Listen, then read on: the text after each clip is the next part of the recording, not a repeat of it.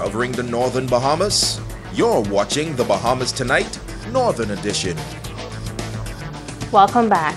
Genesis Academy focuses on rehabilitating young men with behavioral problems in the school system. The academy works along with various stakeholders to get the young men involved in positive activities. Among them is an agriculture program, which was recently expanded. Italia Hall has the details.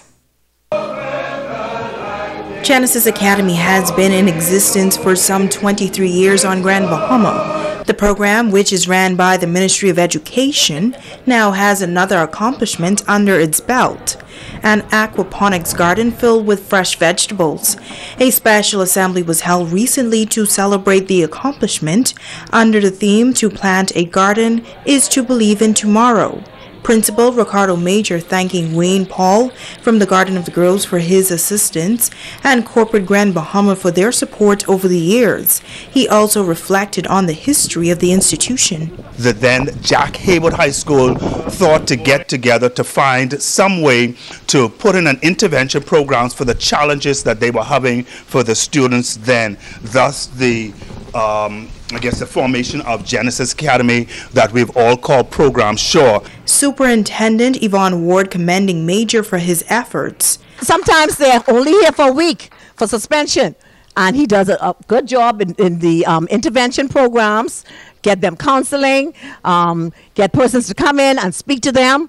And now he's launching another project. He's always coming up with something new. The Assistant Commissioner of Police, Samuel Butler, sharing some words of wisdom with the students.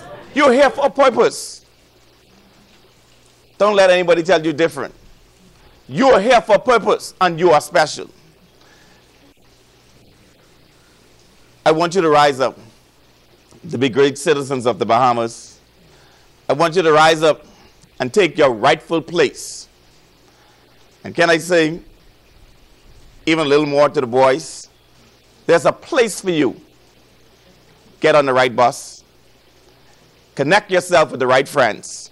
Reporting for ZNS Network News, I'm Italia Hall. The 20th Annual Coconut Festival is only a few days away.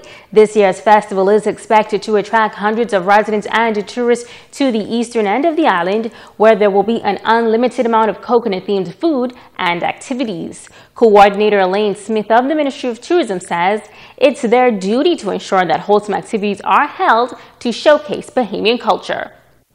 We will do so by bringing to the main stage live performance by KB, Stilit, Nehemiah Hill, the Trouble Band, and the classic Junkanoo dancers. We will also facilitate the transportation of guests from the hotels in the Freeport area. Committee member Hetlin Nelson says this year the premises have been upgraded and a vast portion of land has been cleared for parking. Last year, in the remark by Honorable K. Peter Turnquest, the Deputy Prime Minister and Member of Parliament for East End, he made a commitment to the person and the residents in East End that he would have a ground prepared for parking. And I'm indeed happy to say it is completed.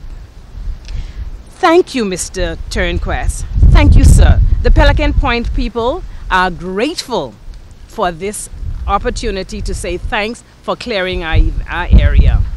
Additionally, we have more vendors added for your convenience. There would be no long line. We've heard your cry.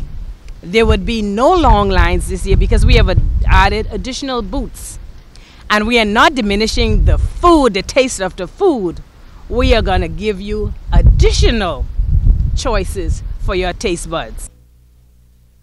Now the festival will be held on Easter Monday, April 2nd in Pelican Point.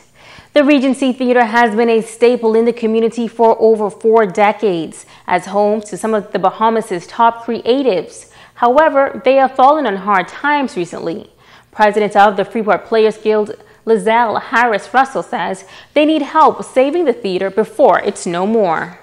AC unit, the main AC unit in the auditorium, has seen better days and is about to retire. In fact, one of them has already retired, and without the AC units, we cannot keep our doors open. We have a slew of plays and rentals and everything already booked and coming up for this year. However, without the AC units, we have to close the doors. We need assistance from our corporate sponsors. We need assistance from all those old-timers who were in the theater many years ago that are living all in other islands and stuff like that. We need them to come and help support. The theater serves as the only full-purpose building in the region. Harris Russell says that it is important to the community, especially to artists on Grand Bahama Island. I think that as far as arts is concerned, we're always talking about the fact that we need more arts in the school, we need more arts in general on the island. It's a great outlet, it's a great social organization. So one of the things that we want to make sure is that we have several people who have never actually been in the theater. To this date, it's been here 40 years and they've never been in the theater. So we're inviting them to become members, to come out, bring your children, come out to the plays that we put on, come out to the plays that persons rent. The playwrights come, Bahamian playwrights come and rent the theater. Now to help, feel free to contact the Freeport Players Guild on Facebook. And now it is time to Ask the Doctor.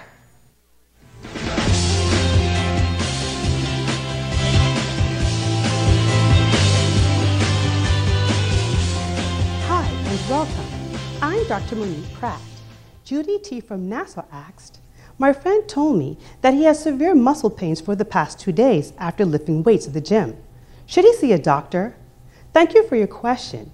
It seems that your friend might have overworked himself at the gym and some muscle injury and strain might have occurred. It is possible that he may have a condition known as rhabdomyolysis. This is a serious syndrome due to direct or indirect muscle injury. It results from the death of muscle fibers and release of contents into the bloodstream, which can lead to complications. There are many causes for rhabdomyolysis, some of which include the use of alcohol or illegal drugs like cocaine, extreme muscle strain, especially in someone who is an untrained athlete, severe burns, crush injury, or bad fall, medications like statins, which are used to lower cholesterol, and seizures. So to answer your question, Judy, I recommend that he is seen by a doctor immediately, especially if he feels dehydrated, has red or brown urine, or has stopped producing urine. With prompt treatment, he can experience a full recovery. But if treatment is delayed, he may be at a risk of serious complications, including kidney failure. I'm Dr. Monique Pratt, and this has been Ask the Doctor. Now, last night we asked you, what year did Ricardo Lightbourne participate in Carifta? What was his sport? And what position did he place or medal did he win? Well, Ricardo Lightbourne won a Carifta gold medal in pole vault back in 1976. Our winners are Denise Martin and Bambina Bambina. Don't go away, his bones are no longer any good, but he's up next with sports.